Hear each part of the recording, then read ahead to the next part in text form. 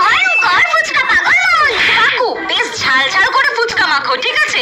তোমার দোকানে যত ঝাল আছে সব দাও, আমি কিন্তু খুব ঝাল খাই, ঠিক আছে? দাও। বাপরে কত ঝাল খায়, পুরো দোকানের ঝাল দিয়ে দিতে বলছে। আচ্ছা আচ্ছা ঠিক আছে দিচ্ছি। এই নিন। কাকু একদম ঝাল হয়নি, একটু বেশি করে ঝাল দাও। কি বলছি আমি বুঝতে পারছো না? আমি কিন্তু খুব ঝাল খাই, বেশি করে ঝাল দাও। দাঁড়া দেখাচ্ছি মজা। এই নিন।